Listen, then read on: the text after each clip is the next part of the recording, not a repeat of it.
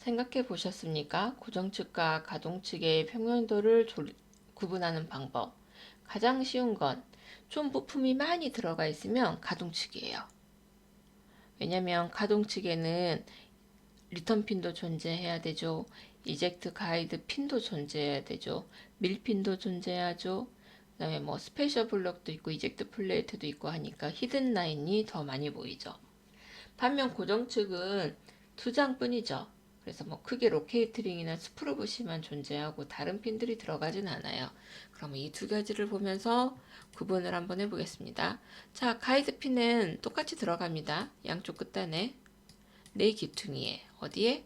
형판의 네 기퉁이에 똑같이 들어가고 나서 또 똑같이 들어가는 게 있어요. 여기 형판과 치부판을 체결해주는 볼트인 거죠. 그러고 나면 고정치 평면도 그 다음 부품이 있습니까? 없죠. 뭐만 존재하죠? 가운데 스프루붓이 존재하고요. 여기 상코아 존재하죠.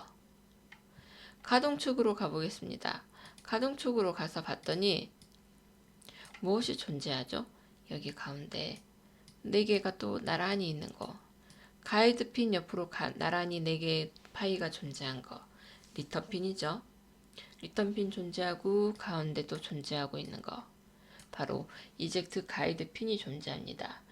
이젝트 가이드 핀이 존재한다? 그럼 이젝트 핀이 있나? 이젝트 핀을 한번 찾아볼게요. 이젝트 핀은 제품 부분에 제품을 밀어주기 위한 핀이라고 했죠. 그래서 이런 식으로 표기를 따로 합니다. 그냥 일반 파이만 해놓는 게 아니고 이게 바로 이젝트 핀이에요. 아까 스프로부시 밑에 있는 스프로 로크 핀이 있다고 그랬죠? 바로 이 가운데 있는 게 스프로 로크 핀이 되는 거고요. 이제 이거 다시 조금 확대해가지고 지금 여러분이 보고 계신 화면은 고정축을 확대를 했어요. 고정축을 확대를 해서 다시 가만히 봤더니 여기 런너가 보이고 런너 끝으로 살짝 조그맣게 보이는 바로 이것이 무엇이다? 게이트라는 것입니다. 게이트에는 제가 여러 가지 종류가 있다고 했어요. 우리가 앞에 봤었던 게이트는 서브마린 게이트 혹은 코끼리 게이트라는 것이고요.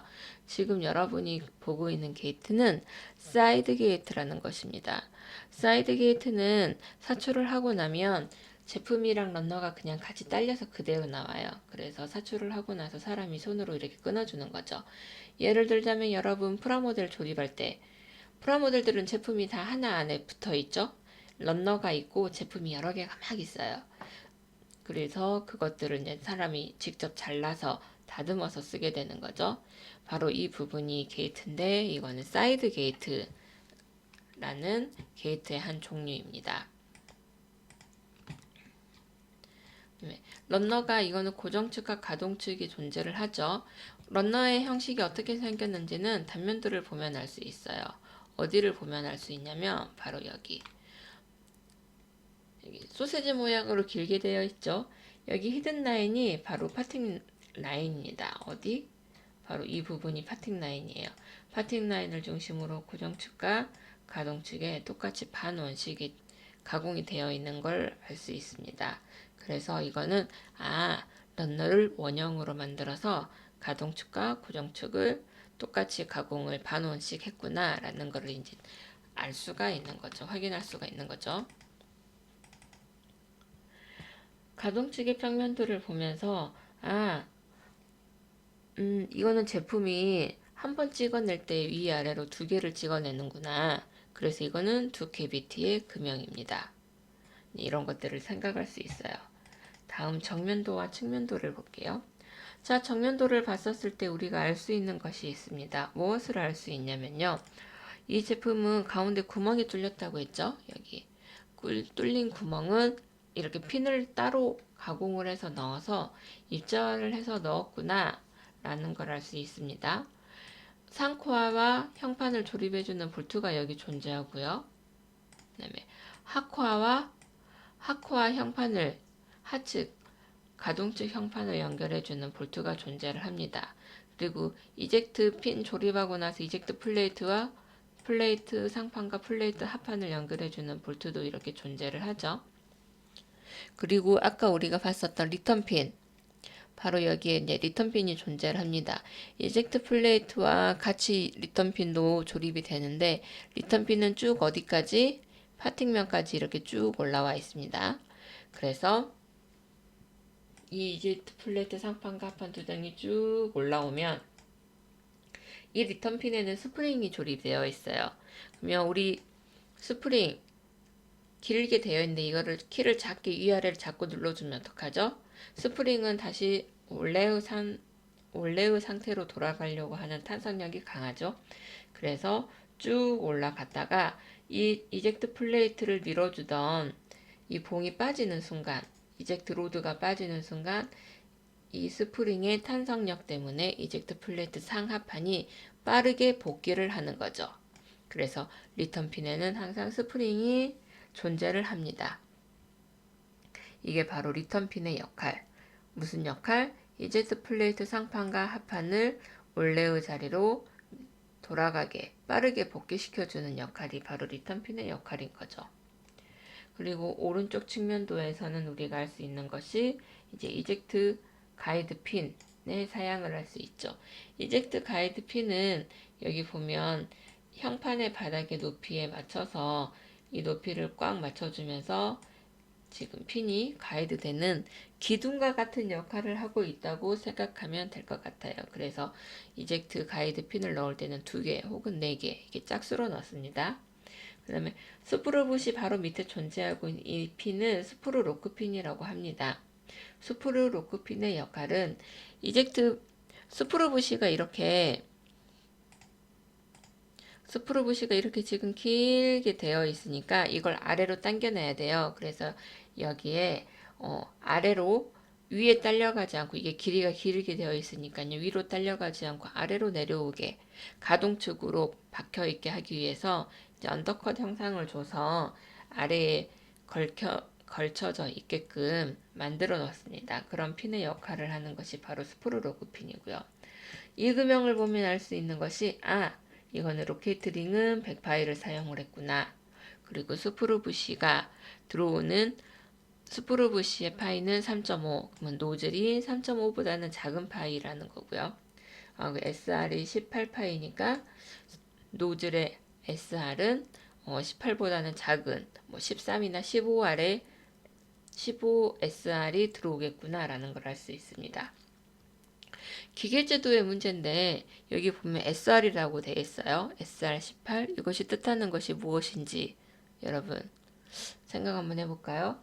도면에서 문제 파이 100이면 이거는 원형 모양으로 해서 직경이 100파이구나 라는 걸 알 수 있죠. 직경이 100이죠. 반지름 아니고. 그러면 여기에 보이는 SR18은 무엇을 뜻할까요? 한 5초 생각해 보도록 합시다.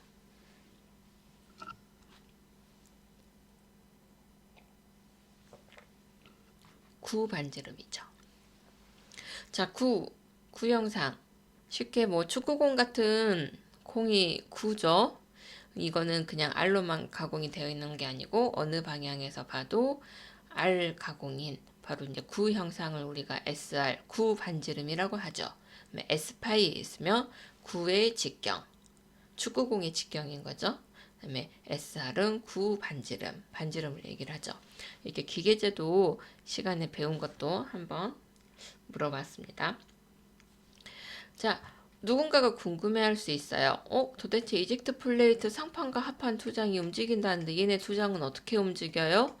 라고 물어볼 수 있겠죠. 이거에 대해서도 얘기를 한번 해볼게요. 어떻게 움직이냐면 자, 성형기 노즐에는 노즐이 이렇게 들어오죠. 그래서 쭉 밀어오죠. 그리고 또 반대쪽에 뭐가 있냐면 성형기 노즐에는 로드라는 게 있습니다. 그냥 원기둥이 하나 이렇게 서 있어요. 여기 35파이라는 거 아래로 노즐이 이제 성형이 끝나고 나서 이젝트 플레이트가 전진하는 순간에는 이 성형기에 붙어 있던 이 로드가 쭉 들어옵니다. 그러면 치부판에는 구멍이 뚫려 있어요. 그래서 무사 통과하고요. 그러면 이젝트 플레이트 상판과 하판에는 구멍이 없으니까 여기까지 딱 닿는 순간 그대로입니다. 물론 이게 쭉 올라가는 이 높이는 컨트롤을 합니다. 우리가 설계를 해놓은 이 높이보다 뭐 한 2, 3mm 정도 적게 올라가게 컨트롤을 이제 해놓죠.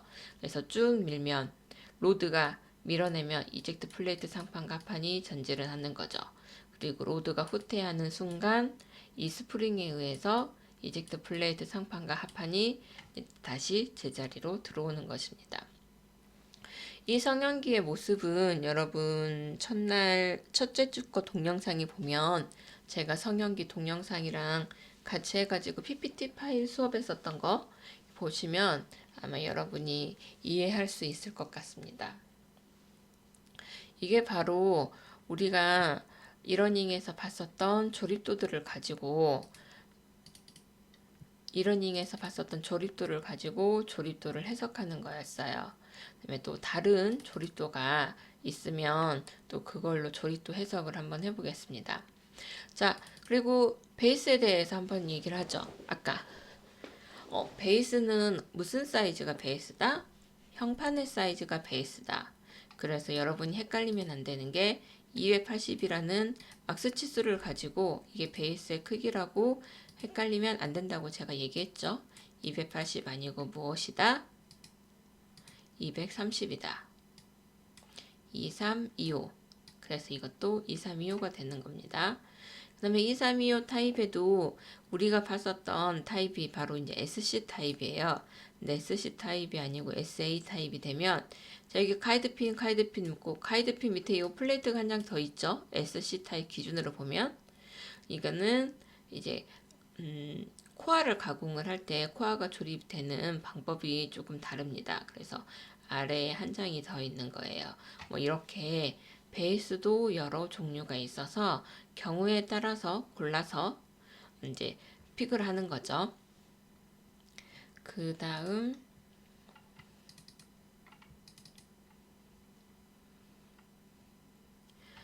여기에 보면 측면도에 보면 여러분 볼트 있습니다. M16 이것들은 무엇일까요? 한번 생각해 봅시다. 이 앞 조립도에선 제가 이 M16의 역할이 어떤 것인지 여러분에게 한번 얘기를 했었거든요. M16의 역할 무엇일지 잠깐 한번 되돌아서 생각해 볼까요?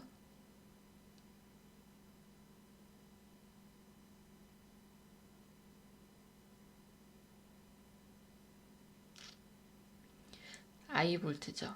I볼트는 무엇이다? I볼트는 금형을 이동하기 위해서 혹은 무거운 물건을 들기 위해서 체결하는 볼트인 거죠. 그래서 M16 볼트로 이렇게 상측과 하측의 형판에 대부분 I볼트는 형판에 가공을 합니다. 그리고 굉장히 크게 뚫죠. 왜냐하면 그 금형 무게를 전체를 지탱을 해야 되니까요. 그래서 여기에 보이는 이 볼트가 I볼트라는 것도 여러분이 한번 알아두시면 좋아요. 그리고 이 I볼트가 베이스의 카탈로그에 보면 FK라고 제시가 되어 있습니다. 마우스 커서가 가리키고 있는 곳. 그리고 이 FK는 뭐 형판의 높이에 따라서 형판의 높이가 42야. 42하면 작죠. 그래서 M12만 써도 되고 50 이상이 되면 조금 무게가 나가니까 M16으로 바꿔서 I볼트를 설계하라고 이렇게 카탈로그에 보면 좀 자세하게 친절하게 다 나와 있습니다.